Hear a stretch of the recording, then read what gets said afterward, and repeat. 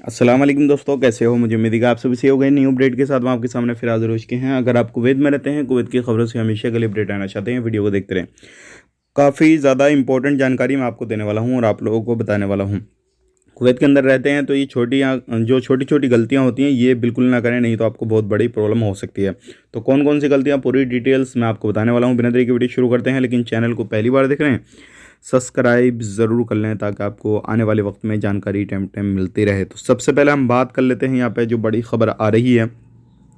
अगर आप किसी भी तरीके से रास्ते पर गाड़ी चलाते हैं तो आपने देखा होगा डिवाइडर वगैरह जो रोड के किनारे लगे हुए होते हैं, या फिर किसी भी तरीके से आप रोड क्रॉस करते हैं और अपनी गाड़ी को ऊंचे नीचे में चढ़ा के आप लोगों के सामने गाड़ी खड़ी कर देते हैं, तो ऐसे में आपके ऊपर मुखालफा लगेगा काफ़ी भारी। और ऐसे में आपका वीडियो भी बना सकता है, कोई भी फ़ोटो खींच सकता है, कुछ भी कर सकता है। कि एक भाई का इसी तरीके से वीडियो बनाया है और बनाने के बाद में वो उसको सोशल मीडिया पे डाला है। अब इन पे बहुत जल्दी मुखालफा दिया जाएगा क्योंकि इनका प्लेट नंबर सारी चीज़ें जो है शो हो रही हैं।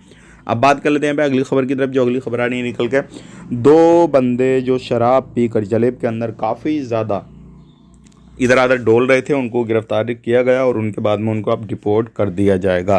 तो अगर आप पीते हैं, कुछ भी करते हैं इस तरीके का, तो इन चीज़ों पे बहुत ज़्यादा ध्यान देने की ज़रूरत है भाइयों। अगर इस तरीके से आप करेंगे तो आपकी परेशानी और भी ज़्यादा हो जाएगी।